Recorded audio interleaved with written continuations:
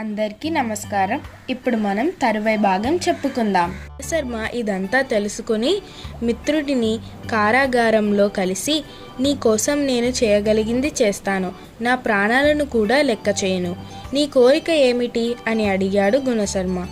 సంతోషంతో రవివర్మ, మిత్రమా, నేను మరణించేలోపు ఒకసారి నా తల్లిని చెల్లిని చూసి వారికి ఏదైనా దారి చూపించి రావాలని ఉంది.